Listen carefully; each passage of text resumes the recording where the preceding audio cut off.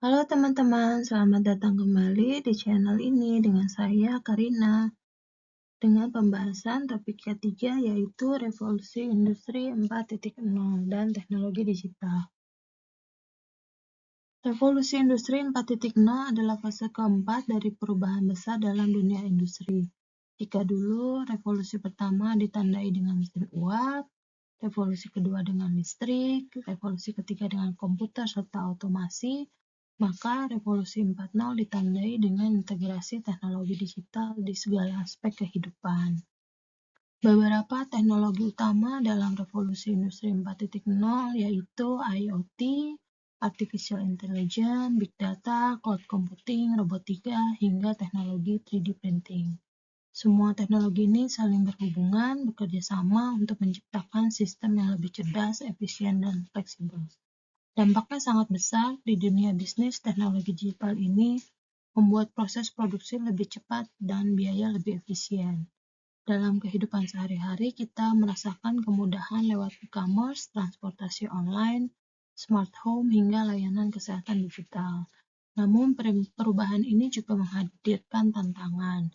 Banyak pekerjaan tradisional yang mulai tergantikan oleh otomasi dan AI, sehingga dibutuhkan keterampilan baru seperti literasi digital, analisis data, dan kemampuan berpikir kreatif untuk tetap relevan di era ini. Oleh karena itu, kunci menghadapi revolusi industri 4.0 adalah adaptasi dan inovasi. Kita harus siap belajar hal-hal baru, memanfaatkan teknologi secara bijak, dan berani menciptakan peluang di tengah perubahan besar ini. Selanjutnya kita masuk ke materi utama, yaitu apa itu revolusi industri? Revolusi industri adalah periode industrialisasi besar-besaran yang terjadi selama akhir tahun 1700-an hingga awal 1800-an. Pentingnya revolusi industri bagi perkembangan manusia dan kehidupan sehari-hari dapat memberikan dampak positif dan negatif, yaitu penemuan-penemuan teknologi yang tidak terbayangkan sebelumnya, peningkatan peluang ketenagakerjaan, urbanisasi hingga polusi, perubahan cepat hingga tak terhindarkan. Objektifnya dari materi ini adalah pembahasan revolusi industri 4.0, Big Data, Artificial Intelligence, dan informasi di era disruption. Oke, ini adalah perkembangan dari revolusi industri dari 1.0 sampai dengan 5.0. Di periode awal itu adalah periode pramekanik sebelum 1.0, di mana komunikasi menggunakan simbol dan gambar untuk menyampaikan informasi. Kemudian pada periode mekanik ini, orang sudah menggunakan peralatan untuk menyimpan, mengolah, dan merekam informasi. Salah satu pertemuan pentingnya yaitu mesin cetak dari Jerman. Kemudian berkembang pada masa elektrik. Di sini diciptakan pertama kali mesin hitung pertama kali yaitu oleh Blaise Pascal. Kemudian di era otomatisasi berkembang komputer. Di periode ini cukup lama revolusi industri karena baik perangkat keras maupun perangkat lunaknya juga berkembang sangat pelan-pelan dan banyak gitu ya. Dan di era ini juga Amerika Serikat mendirikan ARPANET, yaitu cikal bakal internet yang digunakan sampai saat ini. Kemudian pada revolusi 4.0 di sini baru terjadi perubahan teknologi yang masif, yaitu di era digital. Data juga tersedia secara banyak, sehingga dibutuhkan pengelolaan yang lebih cepat untuk sebuah informasi. Saat ini, walaupun sudah memasuki revolusi industri 5.0, tetapi secara paralel 4.0 masih terus dikembangkan, yaitu perubahan ke arah era digital. Revolusi Industri 4.0 dibangun di atas revolusi digital, yaitu ditandai dengan munculnya teknologi di sejumlah bidang, di bidang robotik, AI, nanoteknologi, komputasi kuantum, IoT, bioteknologi, 5G, pencetakan 3D, dan autonomous vehicle. Penamaan ini diperkenalkan oleh Profesor Klaus Schwab pada tahun 2016, di mana Schwab adalah penggagas World Economic Forum. Revolusi Industri 4.0 lebih banyak terletak pada kemajuan dalam komunikasi dan keterhubungan dibandingkan teknologi. Industri 4.0 dapat menyatukan dunia digital dan fisik serta menawarkan peluang baru untuk mengumpulkan dan menggunakan informasi. Hal ini berpotensi meningkatkan efisiensi dan mendorong inovasi dalam skala besar.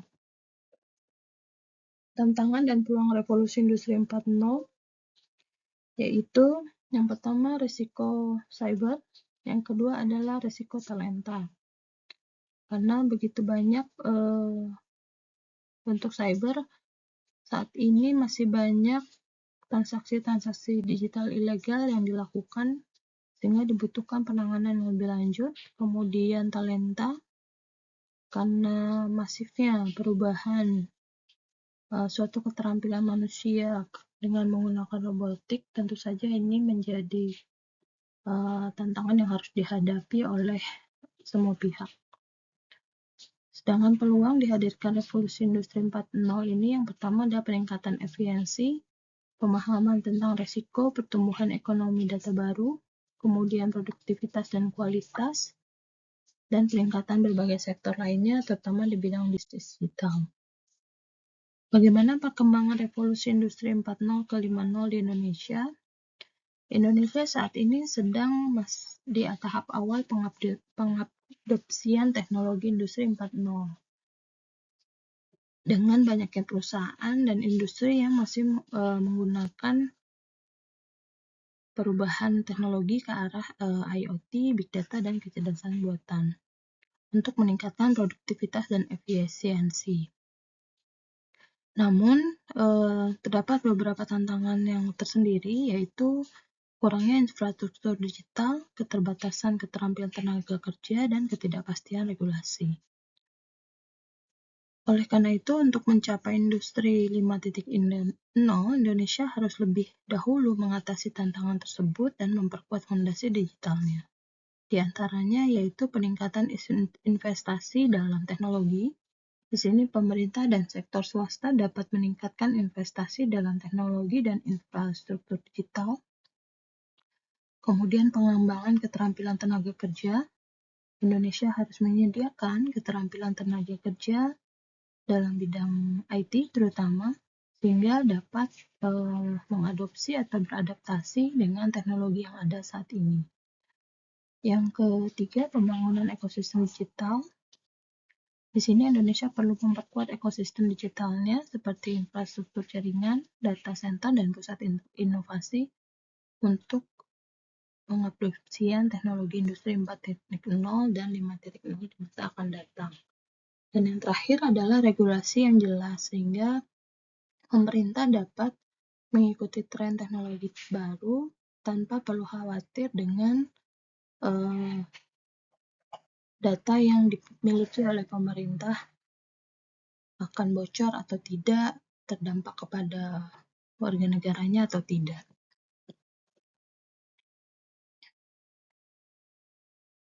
Kedua teknologi yang saat ini dibahas cukup penting, yaitu Big Data dan Artificial Intelligence. Big Data adalah sekumpulan data dalam sejumlah yang sangat besar, kompleks, dan terus bertambah dengan cepat. Data ini berasal dari media sosial, transaksi online, sensor IoT, kemudian riwayat dari pencarian internet. Tantangannya adalah bukan pada jumlahnya, tapi bagaimana data tersebut diolah agar menjadi informasi yang bermanfaat. Sini ada 5 ciri khas dari Big Data. Yang pertama itu volume yang sangat besar, velocity, kecepatan datanya juga sangat pesat, kemudian variasi datanya, lalu veracity, dan nilai dari data tersebut. Lalu Artificial Intelligence, Artificial Intelligence atau populernya disebut AI adalah teknologi yang membuat mesin mampu meniru kemampuan berpikir manusia seperti mengenali pola, membuat prediksi, bahkan mengambil keputusan. Dengan bantuan AI, data yang begitu banyak dan rumit bisa dianalisis lebih cepat dan akurat. Contoh nyatanya ketika kita berbelanja online, sistem rekomendasi produk muncul berkat analisis data yang diproses dengan AI. Pada bidang kesehatan, AI mampu memprediksi penyakit dari data rekam medis. Sementara dalam transportasi, AI dapat digunakan untuk mengembangkan kendaraan otonom atau mobil tanpa supir. Big data dan AI saling melengkapi. Big data menyediakan bahan baku berupa data dalam jumlah yang besar, sedangkan AI adalah mesin pintar yang mengolahnya menjadi pengetahuan baru. Kombinasi ini membuka peluang besar untuk inovasi di berbagai sektor, mulai dari bisnis, pendidikan, kesehatan, hingga pemerintahan. Namun, perkembangan ini juga menghadirkan tantangan seperti isu privasi, keamanan data, etika penggunaan AI. Oleh karena itu, penting bagi kita untuk memahami teknologi ini agar bisa memanfaatkannya dengan bijak demi kebaikan bersama. Di era digital, masyarakat tidak lagi pasif hanya menerima informasi dari atas. Internet memberi ruang bagi masyarakat untuk menyuarakan pendapat, berbagi informasi, bahkan mengorganisir gerakan sosial secara lebih cepat dan masif. Inilah yang disebut sebagai Internet-based society atau masyarakat berbasis internet. Hubungan antara masyarakat digital dan pemerintah kini semakin dinamis. Internet membuat masyarakat lebih kritis, transparansi menjadi tuntutan, dan kebijakan pemerintah bisa langsung mendapatkan respon cepat dari warganya.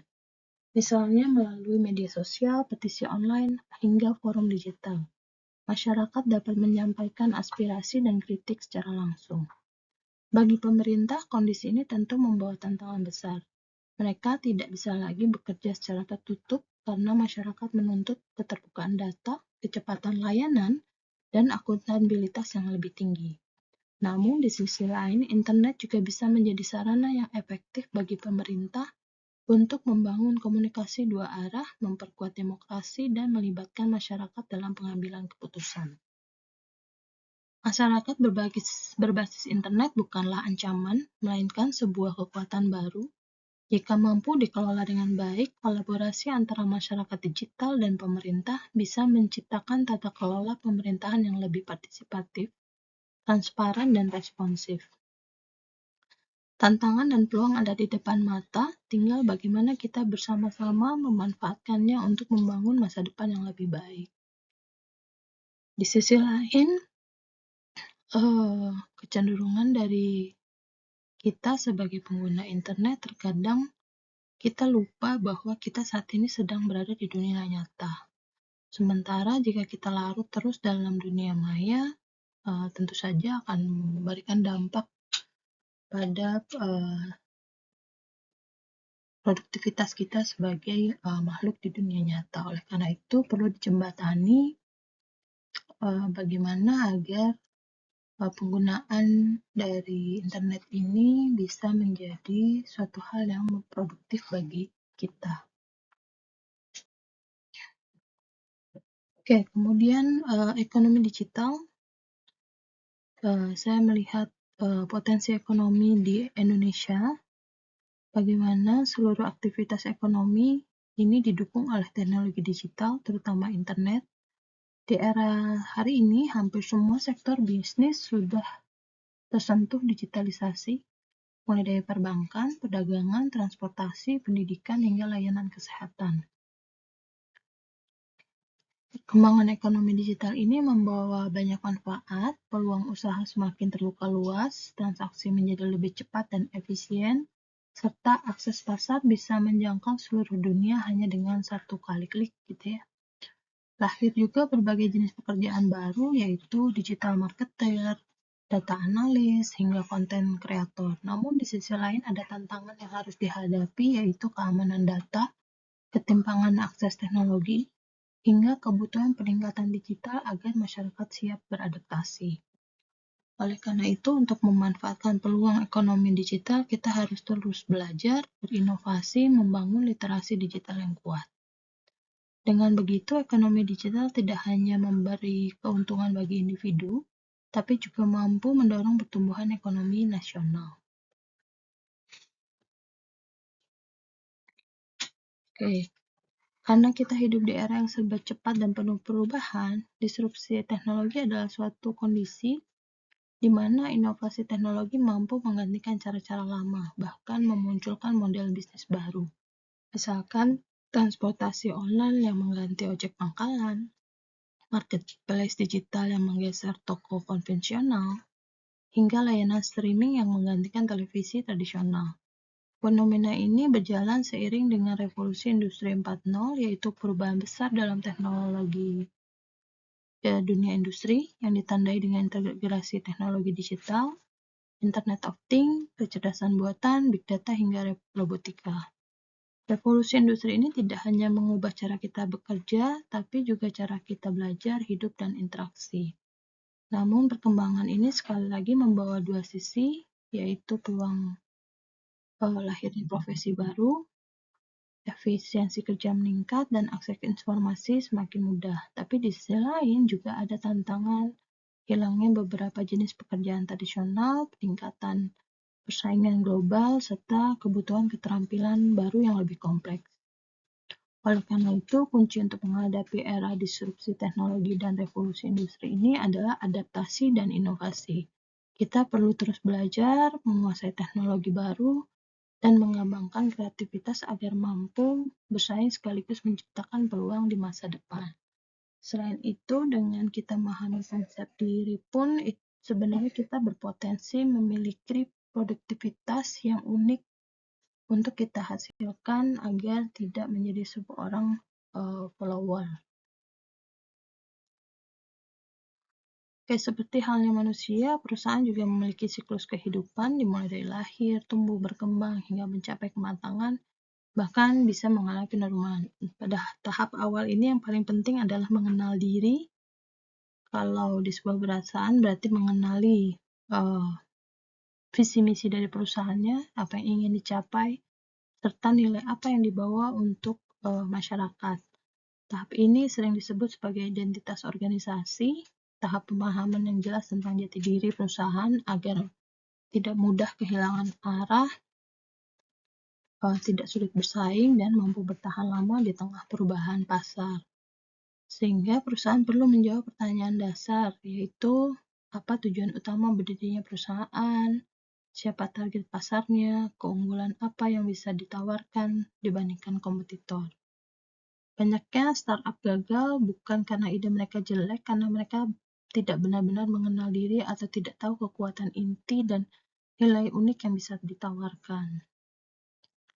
Sehingga sebaliknya gitu ya, perusahaan besar yang bertahan puluhan tahun biasanya memiliki identitas yang kuat dan konsisten sejak awal. Dengan mengenal diri, perusahaan dapat membangun fondasi yang kuat untuk memasuki tahap berikutnya, yaitu siklus hidup, pertumbuhan, dan ekspansi. Inilah gambaran singkat tentang firm life cycle dalam hal mengenal diri, bukan hanya individu, tapi juga bagi perusahaan untuk bertahan dan berkembang di tengah persaingan global. Sekian untuk materi hari ini. Terima kasih sudah menyimak. Akan kita lanjutkan pada sesi yang lainnya, masih dengan mata kuliah pengantar sistem informasi.